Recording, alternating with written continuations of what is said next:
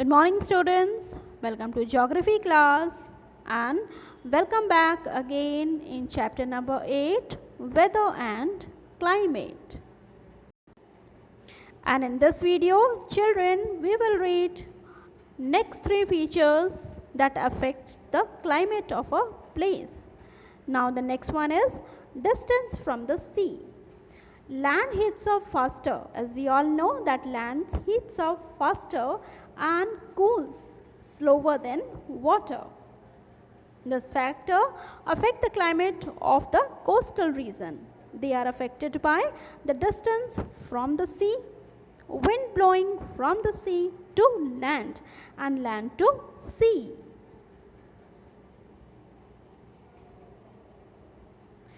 During the daytime, the land gets heated very fast, then the sea and the air above the land gets heated and it rises up.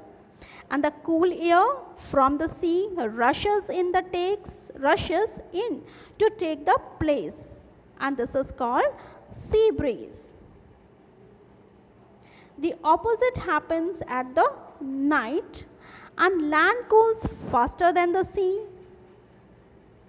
And hence the air above the water gets heated and rises, and the cooler air from the land they blow toward the sea and replace it, and this is called the land sea bridge. The land bridge, the land and the sea bridge blowing near the coastal region make the climate of these regions very moderate. Now let's read about the directions of wind. The directions of wind also affect the climate of a place. Wind blowing from the hot region, they increase the temperature of a place. The wind blowing from the colder region decreases the temperature of a place towards and which they are blowing for. For example, the climate of Delhi is hot in summer due to hot wind blowing from the Rajasthan, and wind blowing from the sea makes the climate cool and moist. Rainfall is caused by the wind and that brings cloud full of rain with them. Now our last factor is humidity. Humidity is the amount of moisture that is present in the air. The climate of a place is affected by the amount of humidity that is present in the air. The wind blowing from the seaward to the land contains a lot of water vapor in it, and this makes the climate of coastal areas very humid, and they cause more rainfall due to the wind carrying moisture from the water bodies. And the coastal areas have a cool climate even during the summer, and deserts are formed due to the hot and dry winds blowing from the land, and as a result less rainfall occurs in desert. Now let's do some exercise.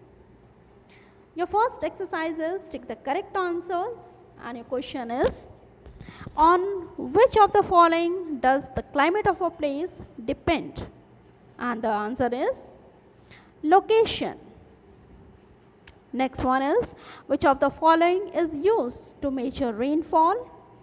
And your right answer is rain gauge. Next question is, which of the following is used to measure the wind speed? And your answer is anemometer. D1, which of the following is used to measure the direction of the wind? And the answer is wind vane. Okay, now the last one. What happens when height of the land increases? Temperature decreases, right? When the height increases, the temperature decreases. Now come to fill in the blanks. The first one is, dash is the amount of moisture present in the air, and the answer is humidity.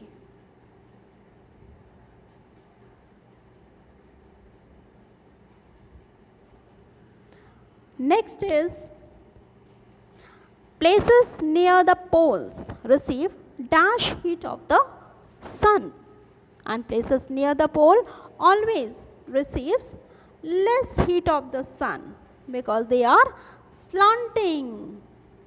They receive slanting rays of the sun. C1. Dash means the height of the land above the sea level. The answer is altitude.